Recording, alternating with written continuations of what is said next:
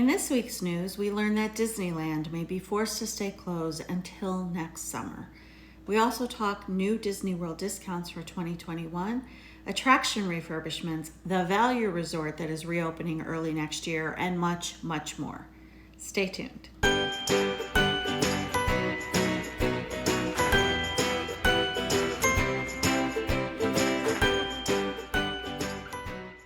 Hi, I'm Brooke with Disney Castle Dreaming Travel.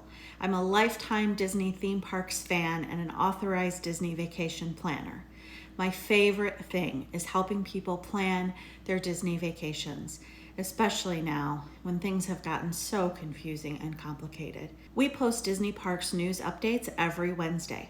Please like, subscribe, and click the bell to make sure that you don't miss any of our future videos. We also post Disney-related travel planning tips, resort and restaurant reviews, and other topics that we know you'll love. Let's get to the news. This week's top story is Disneyland. We've all been waiting for months to find out when Disneyland in California would be allowed to reopen.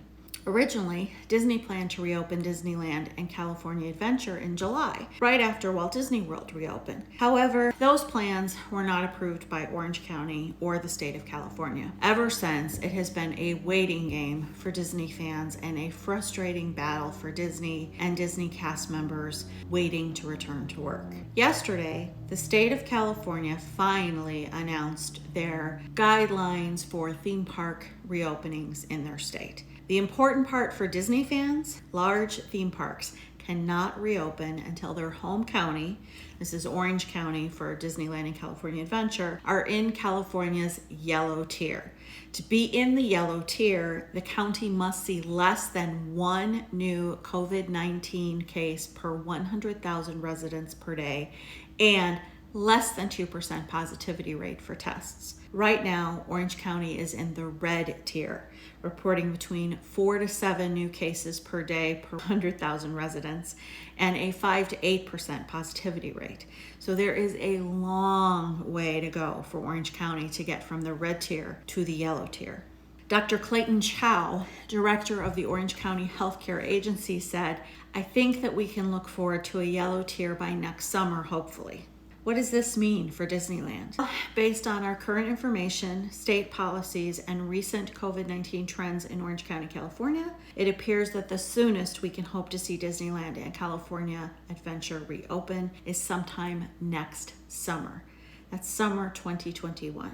Now, this is obviously devastating news for the thousands of people employed by Disney to work in the two theme parks, as well as in the Disney-owned hotels in the Anaheim Disneyland area. However, there are countless businesses, other businesses, non-Disney owned, that are completely dependent on the tourist traffic that Disneyland brings to the Anaheim area. If Disneyland and California Adventure remain closed through next summer or, God forbid, later, many of those businesses are doomed to fail. This is no doubt going to have a huge impact on the Anaheim economy and, by extension, on Orange County and Southern California. Many Southern California officials, including Anaheim Mayor Harry Sidhu and Disneyland President Kevin Pottruck, have come out publicly against the new guidelines. I don't think that Disneyland or the other large California theme parks are likely to let these new guidelines go uncontested. I suspect we will be hearing a lot more about this in the coming weeks.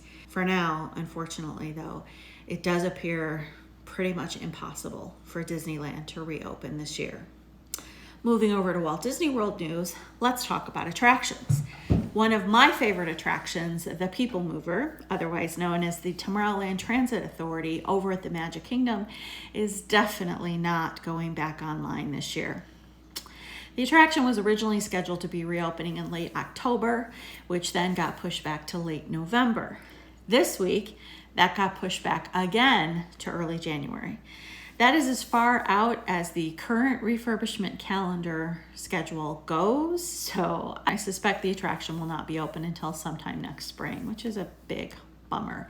The People Mover is a great attraction for a ton of reasons. It absorbs a lot of people every hour as it's a constantly moving, loading and unloading attraction. So it absorbs a ton of people traffic. It's also a terrific ride to sit and relax and give tired legs and feet a little break. And on hot days, it's my favorite place to get some rest out of the sun. And it always moves fast enough that you've got a nice little breeze coming through and you never get too warm.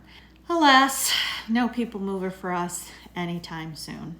Over at Epcot, we've been anxiously awaiting news on an opening date for Remy's Ratatouille adventure, along with the expanded France Pavilion construction that's going along with that new attraction over in World Showcase. Originally planned to open this summer, Ratatouille's opening got pushed back along with everything else when the parks closed this spring. But surprisingly, Disney has been completely mum on when we can expect this attraction to open. Personally, I suspect that Disney's going to hold off on opening this attraction until sometime next spring, when crowds are hopefully more likely to be at normal capacity and Disney can get a lot of publicity and hopefully guest reservations associated with that publicity in response to opening a new attraction. I'm disappointed, of course, as I'd originally thought that Disney would try to bring the attraction online before the holiday season to deal with help divert the holiday crowds. But with the parks still operating at such a big loss and Chapek's announcement last week that the parks are being held at 25% capacity, don't quite buy that, but that's the story. I understand them wanting to wait until they can really celebrate that opening. Now, if you're curious, you can see the progress on the France expansion from the Skyliner. They have installed a sign for Gusteau's, which is from Ratatouille, and I've been told that it lights up at night. So this is definitely progress. Now, I'll be in Epcot next month, so I'll be sure and take lots of pictures and give you an update on this project as well as the other Epcot construction projects when we're there. Another under construction project that we've been keeping on is over at the Magic Kingdom and the Tron Lightcycle coaster that's in progress. This is a giant project and it's already been underway for a couple of years at this point. It's long been planned to be ready in time for next October's big 50th anniversary of Walt Disney World. Unfortunately, we are now hearing lots of rumors that construction is going to be suspended on this project later this year, and that it is extremely unlikely that this attraction will be ready in time for October 2021 and the big anniversary. There's no official confirmation from Disney on this, however, lots of rumors. If the rumors are true, I have to assume that this is a financially based decision. I'm not sure it's a wise decision, as new attractions always bring in big crowds, but I think maybe Disney was hoping to see Disneyland reopened and increase crowds in Florida before Disney continues to invest in this particular project. That's just speculation at this point, though. I don't know.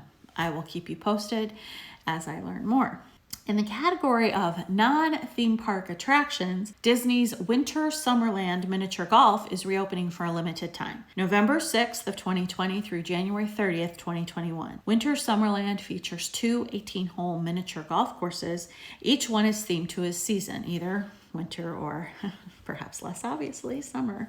Adults are $14, kids are $10. Winter Summerland is reopening primarily to offset Fantasia Gardens closing for the season, primarily for cleaning and maintenance. Fantasia Gardens closes November 5th, 2020 and will reopen January 31st, 2021. These fun-themed mini golf courses are a popular destination for families to visit on non-theme park days or even during a break on a theme park day.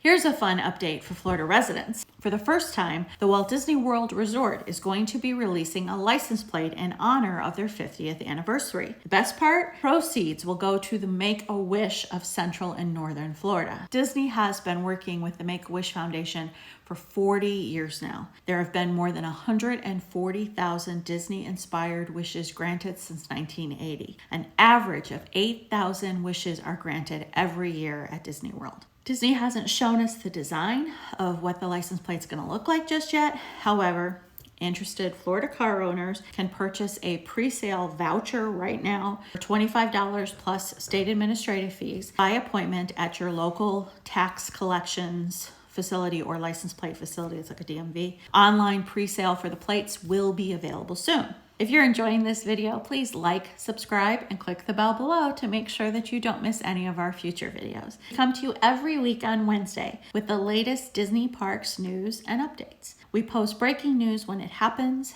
and we post travel tips. I've got a video going up tomorrow about Memory Maker and Disney Photo Pass, just all kinds of Disney vacation topics that you might enjoy. Let's get back to the news. In the good news category, Disney has been testing the Friendship boats over on Crescent Lake. These are the boats that provide Disney resort guests staying in the boardwalk area with water transportation to Epcot and Hollywood Studios. The Friendship boats have been operating in the World Showcase Lagoon at Epcot, shuttling guests across the lagoon. However, the boats have not been operating in the resort area. It looks like that is changing very soon based on the testing. No word yet on the boats that travel from the various resorts to Disney Springs, but hopefully that will also be coming soon. Water transportation is one of my favorite ways to get around Walt Disney World. It's so relaxing and you get terrific scenery. I can't wait until all Disney transportation is back to normal. Last week, we discussed that Disney vacation packages are now available for booking through the end of 2021 and into January of 2022. A couple of additional details related to this news.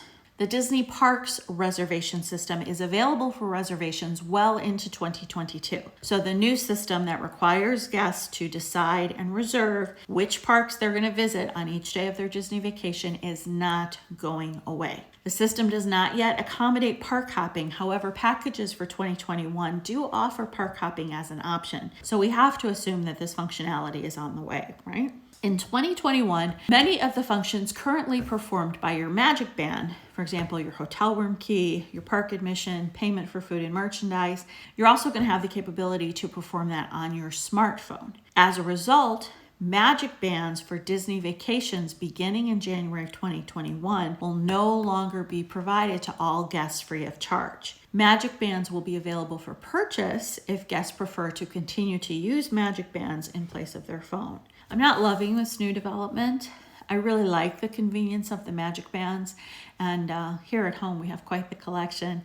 They actually make a really nice chain for your Christmas tree, and I love choosing the new colors for each trip. For this upcoming anniversary trip in November, we actually decided to upgrade from the free solid color Magic Bands, and we each picked a special band pictured below. The ones we ordered were just $10.99 each. They do have more options, fancy options, limited editions that go up to about $20. I really don't like the dependence and the increased draw on our cell phones for Disney. Already I carry battery packs, portable battery packs, so that we can recharge our phones a couple of times a day when we're there because we're using My Disney Experience, we're taking lots of pictures, we're sending text messages to people back home. Not super thrilled with needing to use the phones even more for Disney. Given Disney's track record with technology, I'm not convinced that there's not going to be glitches that are going to render guests unable to access their hotel rooms or use their park tickets to get into the park. Not to mention, what about other family members? A lot of kids don't have cell phones. I don't know. I don't really like this idea. At any rate, guests that want to continue to use Magic Bands will be able to purchase them. They just won't automatically receive the solid color ones for free. We do have good news this week for those of you that prefer to stay in Disney's value resorts. So far, since Walt Disney World reopened, the only value resort that had reopened was Pop Century. Now, Disney's Art of Animation Family Suites Resort is reopening on November 1st, but until now, we had heard nothing about the 3 All-Star value resorts. At last, we have confirmation that one of the All-Star Resorts, All-Star Movies, is reopening on February 9th, 2021. This is great news for spring breakers who tend to prefer the cost savings of the All-Star Resorts. All-Star Movies is now available for booking for dates on or after February 9th, 2021. And there's more good news. Disney has released its first discount for 2021. You can save up to 35% on rooms at select Walt Disney World resorts from January 3rd through April 17th of 2021. The reservation must be booked from now through March 15th of 2021. The amount of the discount is going to be dependent on which resort you book. If you stay at a deluxe resort, you get a higher discount than if you're staying at a value resort. Rooms are limited that are allocated for this offer, and length of stay requirements might apply. If you'd like a free no obligation quote, please just drop me an email, brooke@disneycastledreaming, and I'd be happy to check it out for you. And that's it for this week's Disney Parks News Update. I'm Brooke with Disney Castle Dreaming Travel. We come to you each Wednesday with Disney Parks news updates. We also post Disney travel planning tips, resort and restaurant reviews, and other Disney-related topics. Please like, subscribe, and click the bell below to make sure that you don't miss any of our future videos. If you have a topic that you would like us to cover, please let us know by commenting below or visiting our blog at DisneyCastleDreaming.com. Thanks for watching and happy dreaming.